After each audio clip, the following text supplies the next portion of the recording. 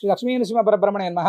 సమాజంలో మనం చాలా రకాలైనటువంటి ఇబ్బందులు చూస్తుంటాం. వాటిలో ప్రధానంగా మన సంతానం ఎవరైతే ఉన్నారో ఆ సంతానం యోగ్యులు అవ్వకపోవడం మొట్టమొదటిగా. అదేవిధంగా ఆ కుటుంబంలో ఆర్థిక స్థిరత్వం లేక ఇబ్బంది పడడం కావచ్చు. అదేవిధంగా కుటుంబంలో దాంపత్య జీవితంలో ఇబ్బందులు ఉండడం. అంటే సంతానానికి సంబంధించినటువంటి విషయాలు కావచ్చు, అన్యోన్య దాంపత్యానికి సంబంధించినటువంటి విషయాల్లో చాలా రకాలైనటువంటి అంటే ఎలాంటి ఇష్యూస్ లేకోకుండా కూడా అంటే గ్రహ ప్రభావాలు ఇవన్నీ ఏం లేకోకుండా కూడా చాలా కుటుంబాలు ఇబ్బంది పడుతున్నటువంటి విషయాన్ని మేము చాలాసార్లు గమనించాం. వీటన్నిటికీ కూడా పితృదేవతల యొక్క అనుగ్రహం లేకపోతే ఆ ఇంట్లో ఖచ్చితంగా ఇలాంటి ఇబ్బందులు ఉంటాయని చెప్పి మనకు పెద్దలు చెప్తుంటారు.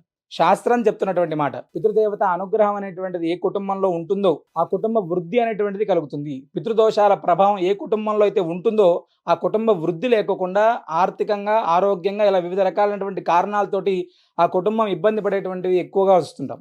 పరమ పవిత్రమైనటువంటి భద్రాచల దివ్యక్షేత్రంలో శ్రీనృసింహ సేవావాహిని వారి ఆధ్వర్యంలో మహాలయ పితృపక్షాలలో విశేషంగా పితృయజ్ఞాన్ని, మహాలయ తర్పణ శ్రాద్ధ కార్యక్రమాన్ని, మహానారాయణ హోమాన్ని మనం నిర్వహిస్తున్నాం. మీరు కూడా మీ పితృదేవతల యొక్క పరిపూర్ణ అనుగ్రహం కాంక్షించాలి అనుకుంటే తప్పకుండా క్రింద నెంబర్ని సంప్రదించి ఈ మహాలయ పక్షాల్లో పితృతర్పణాలు అనేటువంటిది జరిగేలా చూడండి. విశేషమైనటువంటి పితృదేవత అనుగ్రహం కలుగుతుంది. సర్వేజనా సుఖినో భవంతు.